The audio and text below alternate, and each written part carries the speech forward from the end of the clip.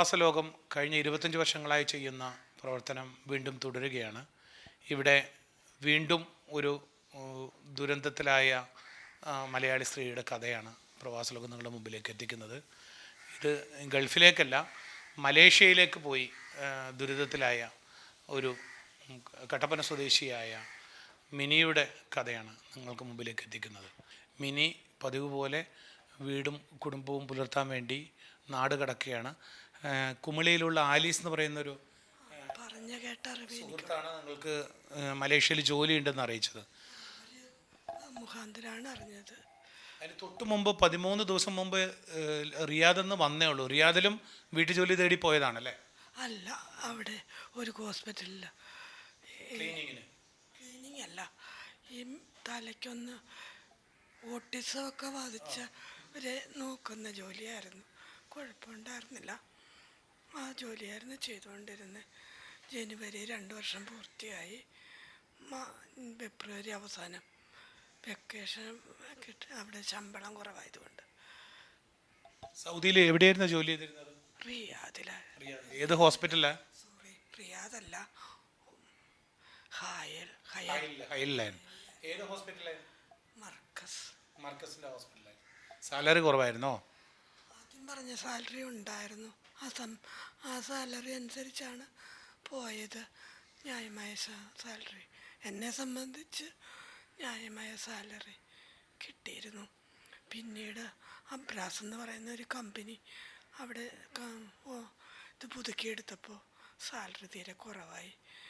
ഇവിടുത്തെ നാട്ടിലെ 22 രൂപ 23 രൂപയേ ഉള്ളൂ. ചിലവ് കഴിഞ്ഞിട്ട് 10-15 രൂപയെ കിട്ടൂ. അത് കാരണം അവിടെ നിൽക്കാണ്ട് കയറിപ്പോന്നതാ. വന്ന് 2 വർഷം കഴിഞ്ഞ് വന്നതുകൊണ്ട് വീട്ടു ജോലിയൊക്കെ ആയിട്ട് ഇരുന്നപ്പോഴാണ് എന്നെ ഇങ്ങനെ വിളിച്ച് 35 രൂപയ്ക്ക് മേളിൽ ശമ്പളം കിട്ടും, വീട്ടുപണിയാന്ന് പറഞ്ഞിരുന്നു. പോകാൻ പറ്റുമോ? പോരണം, കർശനമായിട്ട് വരുന്നുണ്ട് പറഞ്ഞു. ഇന്ന് ഈ മാർച്ച് 5 തന്നെ ജോലിക്ക് കയറണം. മിനിയായിട്ട് കണ്ടെത്തിയതല്ലേ? അല്ല, അവരിങ്ങോട്ട് തേടി വന്നതാ. ഞാൻ കർശനമായിട്ട് പോകണമെന്ന് പറയുമ്പോൾ മിനി ആരാ? എളുപ്പം ചെയ്താൽ ജോലി കിട്ടും. പെട്ടെന്ന് അവർക്ക് ആവശ്യമുണ്ട്, ജോലിക്കാരെ ആവശ്യമുണ്ട്. പിന്നീട് ജോലി നഷ്ടപ്പെടുമെന്ന്. അപ്പോൾ വിസയുടെ കാര്യമൊക്കെ ചോദിച്ചപ്പോൾ അവർ പറഞ്ഞു, ഇപ്പോൾ വിസിറ്റിംഗ് വിസ ചെന്നിട്ട് അങ്ങനെയാണ് എല്ലായിടത്തും പോണേ. അവിടെ ചെല്ലുമ്പോൾ അവർ വർക്കിംഗ് വിസ ആക്കി തരും എന്നാണ് പറഞ്ഞത്. അത് വിശ്വസിച്ച പോയേ. പണം വല്ലതും കൊടുത്തോ? 60,000 രൂപ അവർ നമ്മളോട് ആവശ്യപ്പെട്ടു. 30,000 രൂപ ഇപ്പോൾ കൊടുക്കുക. പിന്നെ ജോലി ചെയ്യുന്നിടത്തുനിന്ന്. ആരെടുത്ത് കൊടുക്കാനാണ് പറയുന്നത്? 30,000 രൂപ വിചിത്രയ്ക്ക് കൊടുക്കണം. 30,000 രൂപ കൊടുക്കുമ്പോൾ വിചിത്രയ്ക്ക് പണം ഇവിടെ കൊടുക്കാനാണോ പറഞ്ഞത്? മലേഷ്യ ചെല്ലുമ്പോൾ കൊടുക്കണമെന്ന്, ഇവിടെ കൊടുക്കണമെന്ന് ആദ്യം പറഞ്ഞു. അപ്പോൾ എൻ്റെ പൈസ ഇല്ല. ഞാൻ പറഞ്ഞു എൻ്റെ പൈസ ഇപ്പോൾ ഇല്ല. അപ്പോൾ മലേഷ്യ ചെല്ലുമ്പോൾ കൊടുക്കണം. അവരാണ് വിസയും ടിക്കറ്റും മറ്റു കാര്യങ്ങളെല്ലാം ചെയ്തു തരുന്നതെന്ന് പറഞ്ഞു. മലേഷ്യയിൽ ചെന്നു. വിചിത്ര പറഞ്ഞ അനുസരിച്ച് ജോലിക്ക് കയറിയോ? ഞാൻ ജോലിക്ക് കയറി. 2ാം പക്കമാണ് ഈ അവാർഡുണ്ട്. പക്ഷേ അവിടെ ഈ ഗ്യാസിന് കംപ്ലൈൻറ്റ് ഉണ്ടായിരുന്നു. അവർ പറഞ്ഞില്ല. പറഞ്ഞേ നമ്മൾ ശ്രദ്ധിച്ചേന്. സിലിണ്ടറിലായിരുന്നു കുഴപ്പമില്ലാതെ അടുപ്പിലല്ല. അടുപ്പിലാണ്. സിലിണ്ടർ വീടിന് പുറത്തെവിടെയോ ആണ്. ഞാൻ കണ്ടിട്ടില്ല. സിലിണ്ടർ ഞാൻ കണ്ടിട്ടില്ല. ഗ്യാസ് അന്നത്തെ ജോലി കഴിഞ്ഞ് കിടന്നിട്ട് വെള്ളം കുടിക്കണമെന്ന് തോന്നി. ഏറ്റു ചെല്ലുമ്പോൾ ഗ്യാസ് ഇതാണ്. അപ്പോൾ പെട്ടെന്ന് ഓഫാണോ ഓണാണോ നോക്കാൻ അടുത്ത് ചെന്നതാണ്. അപ്പോഴത്തേക്കും പൊട്ടിത്തെറിച്ചു. അല്ലാതെ ഗ്യാസ് സിലിണ്ടർ പൊട്ടിത്തെറിക്കല്ലേ, അത് സ്റ്റൗവിൽ നിന്നുള്ള തീ പെട്ടെന്ന് അടുത്തേക്ക് വന്നപ്പോൾ എൻ്റെ ദേഹവും മുഖം മൊത്തം തീയായി. പക്ഷെ അന്നേരം ഞാൻ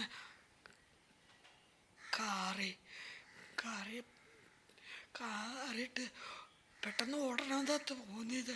അപ്പം എനിക്ക് ഉള്ളിൽ തോന്നി ഓടിയ തീയാളും. തിരിഞ്ഞു നോക്കുമ്പോൾ ബാത്റൂമിൽ വെള്ളമാണ്. അത് ഞാൻ അന്നേരം തന്നെ എടുത്ത് തലവഴി ഒഴിച്ചു.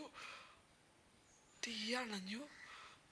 പക്ഷെ തുണി, പോളിസ്റ്റർ ചേർന്ന തുണി ഉരുക്കിയിട്ട് എൻ്റെ ദേഹത്തൊക്കെ ആയി. പ്രായമായ രണ്ട് മനുഷ്യരായിരുന്നു അവിടെ. ഒരച്ഛനും ഒരമ്മയും. എനിക്ക് തോന്നി ഈ തീ അവരെ കൂടെ കൊല്ലുമെന്ന് തോന്നിയപ്പോൾ അവരെ രക്ഷപ്പെടുത്തണമെന്ന് തോന്നിയിരുന്നു. അവരെ എടുത്തു പൊക്കാനൊന്നും എന്നെ കൊണ്ട് അപ്പം പറ്റിയില്ല. കൈയൊക്കെ വെന്തിരുന്നു.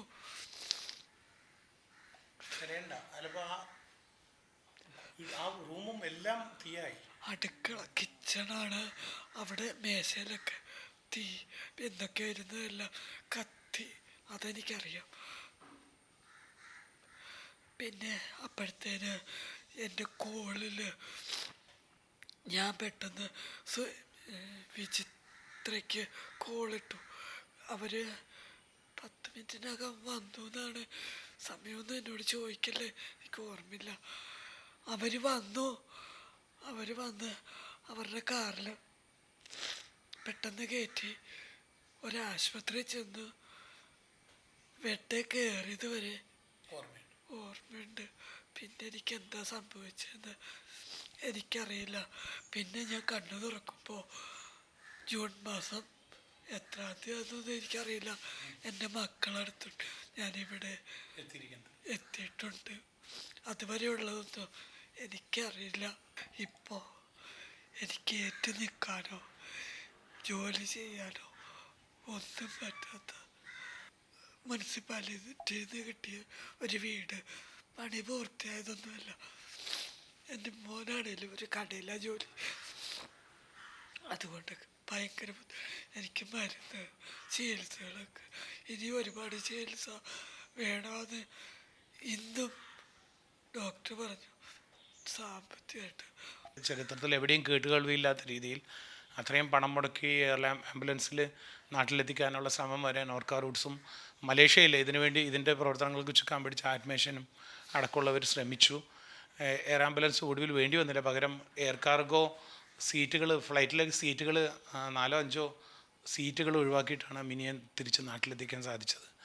മിനിക്ക് യഥാർത്ഥത്തിൽ മിനി ചെന്ന ജോലി സ്ഥലത്ത് തന്നെ മിനിക്ക് പൂർണ്ണമായ ചികിത്സ കിട്ടേണ്ടിയിരുന്നു.